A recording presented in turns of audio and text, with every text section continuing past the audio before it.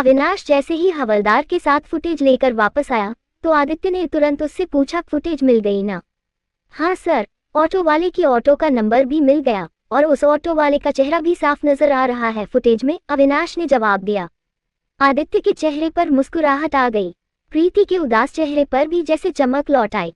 अविनाश ने आदित्य को फुटेज दी तो वो उसे लेकर इंस्पेक्टर के पास आया और फुटेज उन्हें देते हुए बोला, ये लीजिए इंस्पेक्टर साहब, और ढूंढिए उस ऑटो वाले को।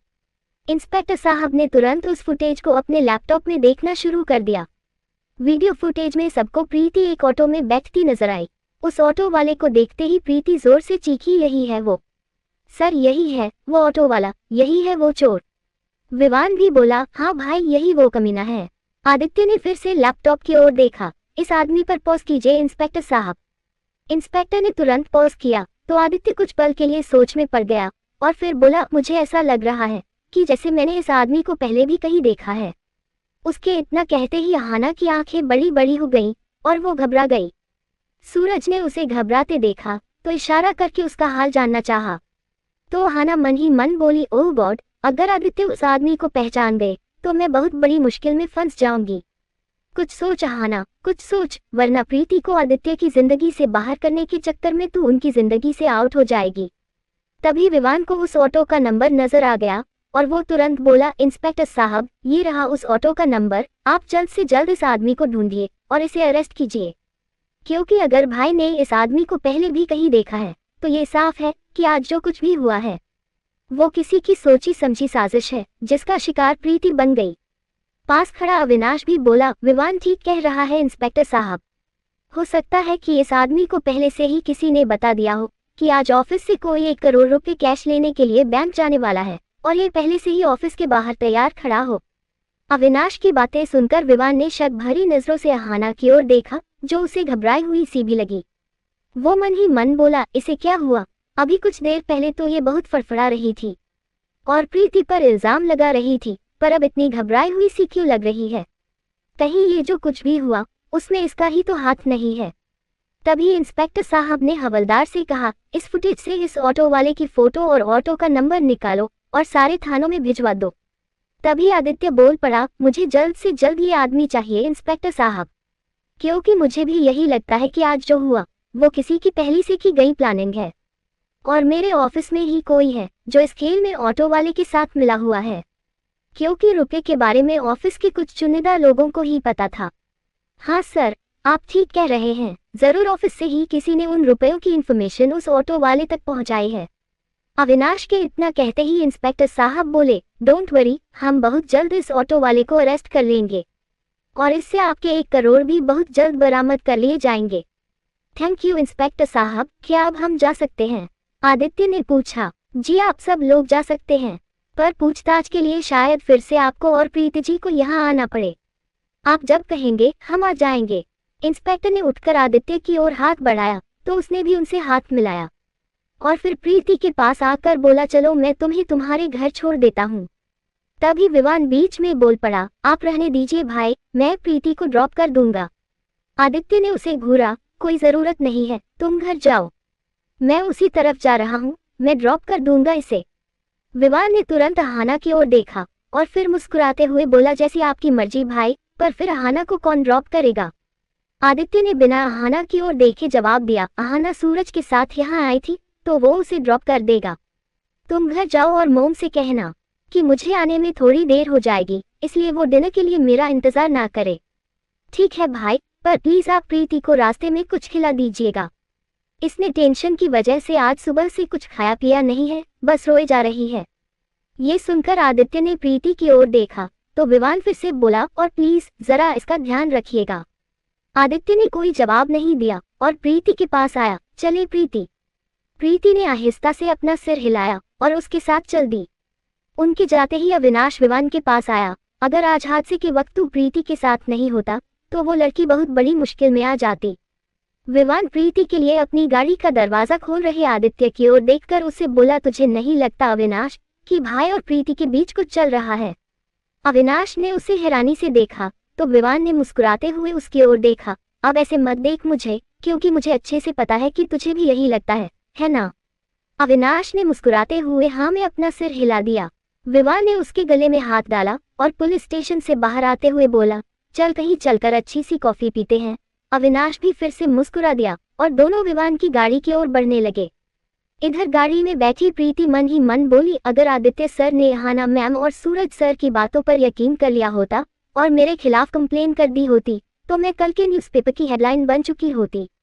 फिर भानु के आदमियों को मुझ तक पहुंचने में चंद घंटे भी नहीं लगते, और अगर वो भानु प्रताप जिंदा हुआ तो वो मुझे। यही सब सोचकर उसने अपनी आंखें बंद कर ली। डर और घबराहट की वजह से उसे पसीना आने लगा। गाड़ी ड्राइव कर रहे आदित्य की नज़र जैसे ही उसके डरे हुए चेहरे पर पड़ी तो उसने अपनी पॉकेट से रुमाल निकालकर उसे दिया। पसीना पोंछ लो प्रीति, सब ठीक हो जाएगा, वो ऑटो वाला भी मिल जाएगा और रुपये भी, इसलिए तुम्हें इतना परेशान होने की कोई ज़रूरत नहीं है। प्रीति को उसका यूं उस पर भरोसा करना बहुत अच्छा लगा। उसने आदित्य की ओर देखकर पूछा, सर मानपुर में आपके और मेरे परिवार के बीच जो कुछ भी हुआ उसके बाद भी आपने हाना मैम और सूरज सर की बातों को इग्नोर करके मुझ पर भरोसा किया, क्यों? आदित्य ने अपना रुमाल प्रीति को थमाया और गाड़ी ड्राइव करते हुए बोला, कुछ सवालों को सवाल ही रहने देना चाहिए। प्रीति हैरानी से उससे देखने लगी, पर उसका जवाब सुनकर वो कुछ देर कुछ नहीं बोल पाई। पर फिर उसने आदित्य की ओर देखा। उसे वो सारी बातें याद आई जो आदित्य ने इंस्पेक्टर के सामने उसके लिए कही थी। उसके उदास चेहरे पर हल्की सी मुस्कुराहट आ गई। मैं जानती हूँ सर कि कुछ सवालों के जवाब ना मिले वही अच्छा होता है, पर फिर भी मैं जानना चाहती हूँ कि आपने सबके सामने मेरा साथ क्यों दिया? आदित्य ने भी उसकी ओर देखा। जब मैं तुमसे तुम्हारे गांव में पहली बार मिला था तभी मुझे पता चल गया था कि तुम कौन है। तुम्हारे दादाजी ने भले हमारा सब कुछ छीन लिया था, पर तुम्हें बचपन से सब कुछ मिला है प्रीति। जो रकम आज चोरी हुई है उससे कहीं ज्यादा रकम कई बार तुमने देखी होगी, और फिर वो जमीन जो मैंने तुमसे खरीदी थी उसकी रकम भी कम नहीं थी। तो जाहिर सी बात है कि रुपयों के ढेर पर पली बड़ी लड़की इतने से रुपयों के लिए अपना ईमान नहीं बेचेगी। बस यही वजह है कि मैंने तुम्हारा साथ दिया। प्रीति फिर से मुस्कुरा दी। आदित्य ने उसे मुस्कुराते देखा तो फिर से बोला, वैसे एक वजह और थी। प्रीति ने बड़ी ही उत्सुकता के साथ उसकी ओर देखा तो आदित्य गाड़ी ड्राइव करते हुए बोला, दूसरी वजह यह है कि जितना भरोसा मैं आहाना पर करता हूँ प्रीति, उतना ही भरोसा अब मैं तुम पर भी करने लगा हूँ। क्यों? तभी प्रीति ने पूछा। जिस दिन इस सवाल का जवाब मुझे मिल जाएगा, वादा करता हूँ सबसे पहले तुम्हें बताऊंगा। एक बात पूछूं आपसे सर? इतनी देर से सवाल ही तो पूछ रही हो, एक और पूछ लो। प्रीति मुस्कुरा दी। मेरे किसी भी सवाल का जवाब नहीं देते आप, क्यों? क्योंकि तुम्हारे सवाल जवाब देने लायक नहीं होते हैं। ऐसा तो कोई सवाल मैंने आपसे कभी नहीं पूछा सर जिसका जवाब आदित्य मेहरा ना दे सके। आदित्य ने उसकी ओर देखा। दोनों एक दूसरे की आंखों में देखने लगे। कुछ पलों बाद प्रीति ने नजरें झुका ली और सामने देखने लगी। तभी उसकी नजर सामने से आ रही गाड़ी पर पड़ी। वो जोर से चीखी, सर! आदित्य ने तुरंत सामने देखा और अपनी गाड़ी घुमा ली। गाड़ी तेजी से एक पेड़ की ओर बढ़ने लगी। प्रीति को चोट न लग जाए इसलिए आदित्य ने उसके सिर के सामने अपनी बांह रख दी। गाड़ी रुकते ही आदित्य ने घबराकर प्रीति के चेहरे को छुआ। प्रीति तुम ठीक हो? तुम्हें कहीं चोट तो नहीं लगी? प्रीति ने अपने गाल पर रखी उसकी हथेली को छुआ और बोली, मैं ठीक हूँ सर, कुछ नहीं हुआ मुझे। आदित्य की जैसे जान में जान आ गई और वो बहुत प्यार से उसे देखने लगा। दोनों फिर से एक दूसरे की आंखों में खो गए। आदित्य ने उसके चेहरे पर आ रहे उसके कुछ बालों को अपनी उंगलियों से हटाया तो प्रीति ने अपनी नजरें झुका ली। तभी कुछ लोग वहां आ गए और एक ने उससे पूछा, आप दोनों ठीक है ना? उसकी आवाज सुनकर दोनों जैसे चौंक गए। आदित्य तुरंत गाड़ी से बाहर आया, हम ठीक हैं। प्रीति भी गाड़ी से बाहर आ गई। वो गाड़ी जिसकी वजह से आदित्य की गाड़ी पेड़ से टकराई थी, उसका ड्राइवर तुरंत उसके पास आया। आई एम सो सॉरी, मैंने कुछ भी जानबूझकर नहीं किया। आपको सॉरी कहने की कोई जरूरत नहीं है, एक्चुअली गलती मेरी ही थी। मेरी ही नजर सामने से आ रही आपकी गाड़ी पर नहीं पड़ी, वो मैं कहीं और। आदित्य ने इतना कहा ही था कि उसकी नजर फिर से प्रीति पर पड़ी और वो आगे कुछ बोल नहीं पाया। तभी वहां खड़ी एक औरत बोली, रब ने बड़ी सोनी जोड़ी बनाई है आप दोनों की। रब की मेहर हमेशा बनी रही आप दोनों पर। उसकी बातें सुनकर प्रीति हैरानी से उस औरत की ओर देखने लगी। वो कुछ कहने जा ही रही थी कि तभी एक दूसरी औरत बोली, ये तो सच कहा आपने। भगवान ने सच में बहुत प्यारी जोड़ी बनाई है इनकी। साथ में कितने अच्छे लगते हैं, जैसे दोनों एक दूसरे के लिए ही बने हो। वहां खड़े सब लोग मुस्कुराने लगे। मैं फोन करके दूसरी गाड़ी मंगवा लेता हूँ, आदित्य प्रीति का चेहरा देखकर बोला। प्रीति कुछ कहती उसके पहले ही वो ड्राइवर बोल पड़ा, कहाँ जाना है आपको, चलिए मैं ड्रॉप कर देता हूँ। नो थैंक्स, आपको तकलीफ उठाने की कोई ज़रूरत नहीं है, मैं घर फ़ोन कर देता हूँ। मेरा ड्राइवर अभी थोड़ी देर में गाड़ी लेकर आ जाएगा, तकलीफ की कोई बात नहीं है। मुझे खुशी होगी अगर आप दोनों मेरी गाड़ी में आएंगे तो मेरा गिल्ट थोड़ा कम हो जाएगा कि मेरी वजह से आपकी गाड़ी डैमेज हो गई। प्लीज़ भाभी जी की खातिर मान जाइए। इतनी रात को ये यहाँ सड़क पर अकेली कैसे खड़ी रहेगी? उस आदमी के भाभी जी कहते ही प्रीति की आंखें बड़ी बड़ी हो गईं और वो आदित्य की ओर देखने लगी। आदित्य बात संभालते हुए बोला, ठीक है चलिए। प्रीति उसे गुस्से में घूरने लगी। तभी उस आदमी ने गाड़ी की ओर इशारा किया, आइए। आदित्य ने प्रीति की बांह पकड़ी और उसे गाड़ी की ओर ले जाने लगा।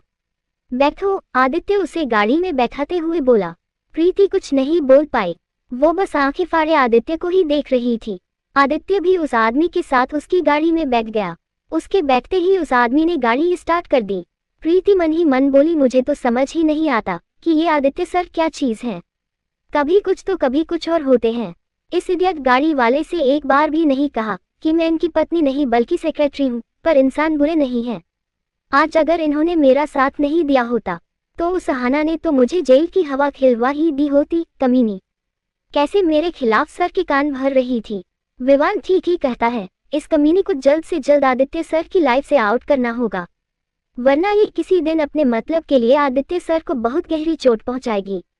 तभी आदित्य फोन पर अपने ड्राइवर से बोला, राकेश मेरी गाड़ी सड़क पर खराब हो गई है, अभी के अभी मैकेनिक के साथ पहुंचो और गाड़ी ठीक करवा कर घर लेकर आओ। गाड़ी कहाँ खराब हुई है, उसकी लोकेशन भेज रहा हूँ। जी सर। राकेश के इतना कहते ही आदित्य ने कॉल कट कर दी और सामने लगे मिरर में प्रीति की ओर देखकर मन ही मन बोला, जब भी ये लड़की मेरे साथ होती है तो मैं किसी ना किसी मुश्किल में जरूर पड़ता हूँ। समझ नहीं आता कि इस मुसीबत से मेरा पीछा कब छूटेगा। आज भी अपनी बेवकूफ़ी की वजह से इस लड़की ने अपने जेल जाने का प्रोग्राम फिक्स कर ही लिया था। जरूरत क्या थी उसे ऑटो वाले पर ट्रस्ट करने की? इतनी अक्ल तो होनी चाहिए थी ना इसमें कि बैंक से रुपए निकाल कर आ रही थी तो ऑटो बदल लेनी चाहिए थी। बेवकूफ लड़की। कुछ देर उस आदमी ने अपनी गाड़ी प्रीति की बिल्डिंग के बाहर रोकी। आदित्य गाड़ी से बाहर आकर बोला, थैंक यू सो मच।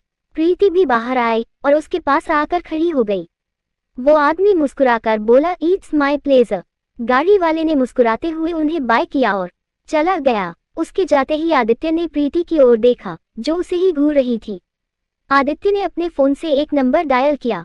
दूसरी ओर से किसी ने कॉल रिसीव की ही थी कि तभी आदित्य बोला, एक एड्रेस मैसेज किया है तुम्हें, 10 मिनट में इस एड्रेस पर गाड़ी लेकर पहुंचो। जी सर, पर आपकी गाड़ी? मेरी गाड़ी कहाँ है ये जानना तुम्हारे लिए जरूरी नहीं है, तुमसे जितना कहा है उतना ही करो, समझे? जी सर। आदित्य ने गुस्से में कॉल कट कर दी और फिर से प्रीति की ओर देखकर बोला, जब भी मैं तुम्हारी मदद करता हूँ खुद किसी न किसी मुश्किल में जरूर पड़ता हूँ। अब तुम्हारी वजह से मुझे यहाँ रहकर मेरी ही गाड़ी का इंतजार करना होगा। प्रीति मुस्कुरा दी, उसकी कोई जरूरत नहीं है, क्योंकि जब तक आपकी गाड़ी नहीं आ जाती आप मेरे साथ मेरे घर चलेंगे और मैं आपके लिए आपकी पसंद की ब्लैक कॉफी बनाऊंगी। और हाँ, आज आप मेरे साथ चल सकते हैं क्योंकि न ज्यादा रात हुई है और न ही मैं घर में अकेली हूँ। रिया को भी अच्छा लगेगा। चलिए। नहीं, मैं यही ठीक हूँ, तुम जाओ, थोड़ी देर में ड्राइवर दूसरी गाड़ी लेकर आ जाएगा।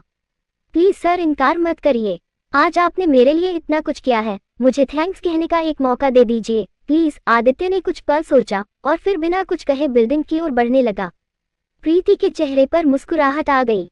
आदित्य ने लिफ्ट को नीचे लाने के लिए बटन प्रेस किया तो कुछ देर में लिफ्ट नीचे आ गई। लिफ्ट से दोनों ऊपर आए।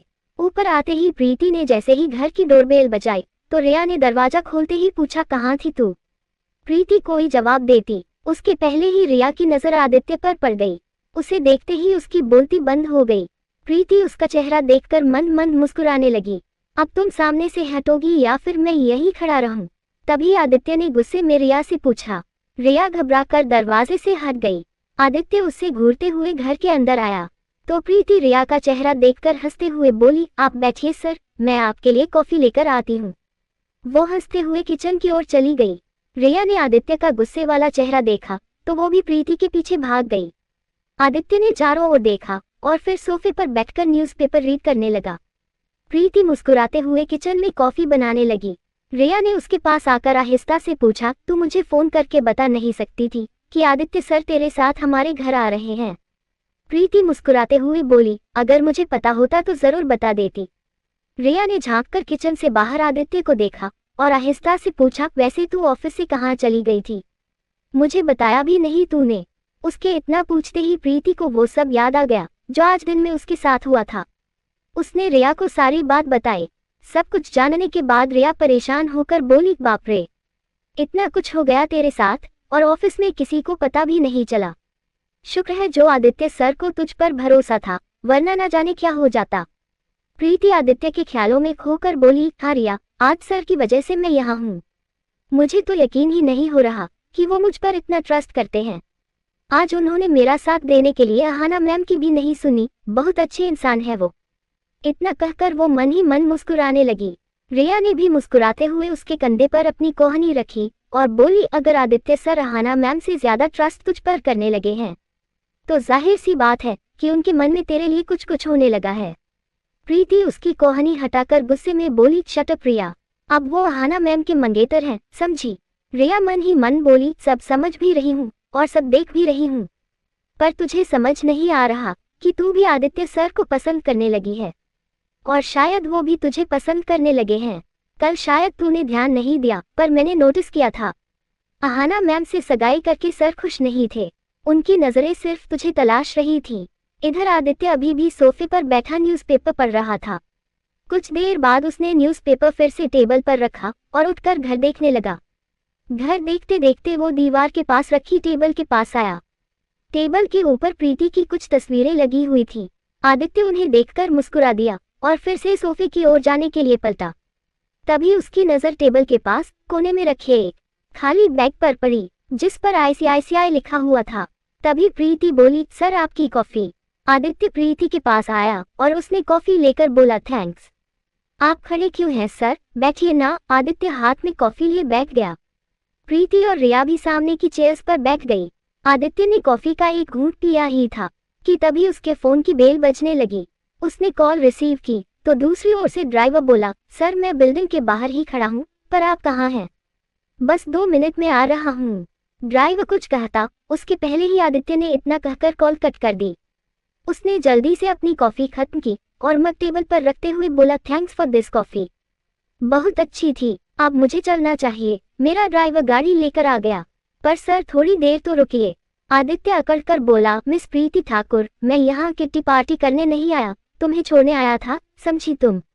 प्रीति ने हल्की सी मुस्कुराहट के साथ हाँ में अपना सर हिला दिया तो आदित्य फिर से बोला, चलता हूँ। कल सुबह ठीक 10 बजे तुम दोनों को ऑफिस पहुँचना है, क्योंकि लेट आने वाले लोग मुझे पसंद नहीं हैं। रिया घबराकर फट से बोली, यस सर। आदित्य जाने लगा पर 2 कदम चलकर उसके कदम रुक गए और उसने पलटकर प्रीति की ओर देखा और फिर रिया से बोला, सुबह से रुपयों की टेंशन की वजह से तुम्हारी दोस्त ने कुछ खाया नहीं है, इसे खाना खिला देना, वरना भूख की वजह से ये बीमार हो सकती है और ऑफिस ना आने का इसे एक नया बहाना मिल सकता है। रिया प्रीति की ओर देखकर मुस्कुराने लगी। तभी प्रीति ने आदित्य की ओर देखा, आप फिक्र मत करिए सर, कल अगर मैं बीमार हो भी गई तब भी ऑफिस जरूर आऊंगी। आदित्य के चेहरे पर हल्की सी मुस्कान आ गई जिसे उसने प्रीति से छिपाने की कोशिश की और जाते हुए बोला, good night. Good night sir. दोनों के इतना कहते ही आदित्य चला गया। उसके जाते ही प्रीति दौड़ती हुई खिड़की के पास आई। कुछ देर बाद उसे आदित्य गाड़ी में बैठता हुआ नजर आया। प्रीति के चेहरे पर हल्की सी मुस्कान आ गई। अगले दिन सुबह के 9 बजने ही वाले थे। आदित्य ऑफिस के लिए रेडी होकर अपने कमरे से बाहर आया और सीढ़ियों से नीचे आते हुए सुमन से बोला, मोम मेरा ब्रेकफास्ट। सुमन ने डाइनिंग टेबल पर नाश्ता लगाया। हाँ आदि, नाश्ता रेडी है, जल्दी से आ और विवान को भी बुला ले। आदित्य जोर से चीखा, विवान, विवान नीचे आओ। विवान जम्हाई लेते हुए अपने कमरे से बाहर आया और उसने ऊपर से ही पूछा, क्या हुआ भाई, सुबह सुबह क्यों चिल्ला रहे हो? तो लता ने उसे देखते हुए जवाब दिया, चिल्ला नहीं रहा है, वो तुझे नाश्ते के लिए बुला रहा है, चल जल्दी से आजा, नाश्ता ठंडा हो जाएगा बेटा। विवान बिना कुछ कहे फिर से अपने कमरे की ओर चला गया। उसके जाते ही लता चेयर पर बैठते हुए बोली, इस लड़के का बस चले तो सारी जिंदगी सोता ही रहेगा। आदि तू इसे अपने साथ ऑफिस क्यों नहीं ले जाता? बड़ी माँ, कंस्ट्रक्शन का काम विवान के बस के बाहर की बात है, बेहतर होगा कि विवान होटल संभलाने में डैड की हेल्प करे। आदि ठीक ही कह रहे हैं। विवान अगर आदि के साथ काम करेंगे तो उनकी काम में मदद नहीं करेंगे बल्कि उनका काम और बढ़ाएंगे। जानकी के इतना कहते ही सब हंसने लगे। तभी आदित्य ने जानकी से पूछा, दादी माँ आप मेरे साथ मानपुर की हवेली कब चल रही हैं? मानपुर का नाम सुनते ही सबके चेहरों की मुस्कान पल भर में ही गायब हो गई और सब एक दूसरे का चेहरा देखने लगे। जानकी ने खुद को संभाला और बोली, हम उस हवेली में कभी नहीं जाएंगे और ये बात हम आपको पहले भी बता चुके हैं, इसलिए बेहतर होगा आदि कि आप ये सवाल हमसे दोबारा ना करें। आदित्य ने तुरंत उनकी ओर देखा, एक बार ही सही दादी, पर आपको मेरे साथ उस हवेली में चलना ही होगा ताकि मैं सुखदेव सिंह ठाकुर को उनकी असली औकात याद दिला सकूं, उन्हें बता सकूं कि जो उन्होंने हमसे छीना था वो सब मैंने वापस ले लिया है। जानकी गुस्से में नाश्ता छोड़कर उठ खड़ी हुई, जीते जी तो हम उस हवेली में कभी नहीं जाएंगे और अगर गए भी तो आपकी बारात उस हवेली में लेकर जाएंगे ताकि प्रीति को आपकी दुल्हन बनाकर इस घर में ला सकें। जानकी के इतना कहते ही सबकी आंखें खुली की खुली रह गईं और आदित्य को समझ ही नहीं आया कि वो कैसे रिएक्ट करे। उसे प्रीति का चेहरा सामने नजर आने लगा। कोई जानकी से कुछ पूछता उसके पहले ही वो फिर से बोली, पर आप तो अहाना से सगाई कर चुके हैं और उनसे शादी करने जा रहे हैं, तो जाहिर सी बात है कि जो हम बरसों से चाहते हैं वो कभी नहीं हो सकता और हम आपसे कभी ऐसा कुछ करने के लिए कहेंगे भी नहीं, क्योंकि हम जानते हैं कि वक्त के साथ इंसान के वायदे पीछे छूट जाते हैं। सालों पहले जब आप हमारे पास नहीं थे और छोटी सी प्रीति हमारी गोद में आकर बैठा करती थी तो हम बस यही सपना देखा करते थे कि जब आप बड़े हो जाएंगे तो हम उन्हें आपकी दुल्हन बनाएंगे। पर बेटा आप तो विदेश में पले थे, इसलिए हमें ये भी पता था कि शायद हमारा ये सपना सपना ही बनकर रह जाएगा। और फिर प्रीति के दादा सा और उनके ताऊ सा ने जो भी हमारे साथ किया, उसके बाद तो हमारा सपना बहुत पीछे छूट गया है और आपने भी किसी और को अपनी जिंदगी का हिस्सा बना लिया है। इसलिए हम ना आपका दिल टूटने दे सकते हैं और ना ही अतीत में लौटकर खुद को टूटने देना चाहते हैं, इसलिए हम मानपुर कभी नहीं जाएंगे, कभी नहीं। इतना कहकर वो गुस्से में अपने कमरे की ओर जाने लगी। उनके जाते ही सुमन उनके पीछे जाते हुए बोली, माँ नाश्ता तो कर लीजिए। जानकी ने कोई जवाब नहीं दिया और अपने कमरे में चली गई। उनके जाते ही सुमन ने गुस्से में आदित्य की बांह पकड़ी और उसे अपनी ओर करके बोली, जब माँ तुझे पहले ही कह चुकी थी कि उन्हें उस गांव में वापस नहीं जाना है तो तू क्यों बार बार उनके जख्म कुरेदते रहता है, क्यों बार बार उनके सामने हवेली का जिक्र करता है? आदित्य ने कोई जवाब नहीं दिया। लता भी उदास होकर वहां से चली गई। उन्हें जाते देख सुमन गुस्से में आदित्य पर भड़की, अब खुश है तू, मिल गया तुझे सुकून, सबके मुंह से निवाला छीनकर अच्छा लग रहा होगा ना तुझे। आदित्य ने इस बार भी कोई जवाब नहीं दिया और लता के कमरे की ओर चला गया। लता बेड पर उदास बैठी थी, उन्हें अपनी बीती जिंदगी याद आ रही थी। उन्हें देखकर आदित्य उनके पास आकर बैठा। उसने लता की हथेली अपने दोनों हाथों से थामी और उनकी ओर देखकर बोला, आपका दिल दुखाने का मेरा कोई इरादा नहीं था बड़ी माँ, मैं बस सुखदेव ठाकुर से अपनी दादी की बेइज्जती का बदला लेना चाहता हूँ। ये चाहता हूँ कि दादी और आप बस एक बार मेरे साथ उस हवेली में चलें ताकि मैं उस गांव के लोगों को ये बता सकूं कि वो हवेली हमारी है, आपकी हवेली है। लता ने बहुत प्यार से उसके गाल को छुआ और बोली, पर माँ की तरह मैं भी उस गांव में वापस नहीं जाना चाहती आदि, क्योंकि मैं अपने अतीत को फिर से जीना नहीं चाहती हूँ। मैं बीते लम्हों की कोई याद साथ लेकर आगे नहीं बढ़ना चाहती। तुम तीनों बच्चे और हमारा परिवार ही अब मेरी दुनिया है आदि। धरा शादी करके सेटल हो गई है, अब मैं तुझे और विवान को दूल्हा बना देखना चाहती हूँ। इसलिए बीती बातों को भूल जा आदि और सब कुछ भूल कर अहाना के साथ एक सच्चे रिश्ते की शुरुआत कर, जिसमें कोई झूठ कोई फरेब ना हो। अगर कुछ हो तो प्यार और विश्वास हो। मैं तुझे खुश देखना चाहती हूँ आदि, अब और कोई ख्वाहिश नहीं है मेरी, इसलिए अब उस हवेली का जिक्र इस घर मेरे दोबारा कभी मत करना प्लीज। आदित्य ने उन्हें सीने से लगाया और बोला, नहीं करूंगा बड़ी माँ, कभी नहीं करूंगा। लता के चेहरे पर मुस्कुराहट आ गई। उसने लता के आंसू पोंछे और बोला, बड़ी माँ अब प्लीज चलकर नाश्ता कर लीजिए मेरी खातिर, प्लीज। लता ने हाँ में अपना सिर हिला दिया तो आदित्य उनके गाल को छूकर बोला, आप चलिए, मैं दादी को मनाकर लाता हूँ। आदित्य वहां से उठकर सीधे जानकी के कमरे में आया। जानकी अपने हाथों में एक बहुत पुरानी तस्वीर थामे बैठी थी। आदित्य उनके पास आया तो जानकी ने वो तस्वीर अपने पीछे कर ली और बोली, हम आपको हमारा फैसला पहले ही सुना चुके हैं आदि, हम उस हवेली में कभी नहीं जाएंगे। मैं भी आज के बाद आपको उस हवेली में जाने के लिए कभी नहीं कहूंगा दादी। आदित्य के इतना कहते ही जानकी उसे हैरानी से देखने लगी। आदित्य ने उनके चेहरे को अपने दोनों हाथों में लिया और फिर बोला, मैंने जो किया है दादी, आपकी खुशी के लिए किया, आपके अपमान का बदला लेने के लिए किया। जानकी ने उसे समझाया, पर हम उस परिवार से कोई बदला नहीं चाहते आदि, क्योंकि अगर उस परिवार में ऐसे लोग थे जिन्होंने हमें दर्द पहुंचाया था, तो जगदीश और गंगा जैसे अच्छे लोग भी थे जिन्होंने हर मुश्किल घड़ी में हमारा साथ दिया था। हमारे लिए वो अपने पिता तक के खिलाफ खड़े हो गए। अगर वो नहीं होते तो हम आपके दादाजी के जाने के बाद शायद मर ही जाते। ये सब सुनकर आदित्य की आंखें फटी की फटी रह गई। लेखिका कविता वर्मा।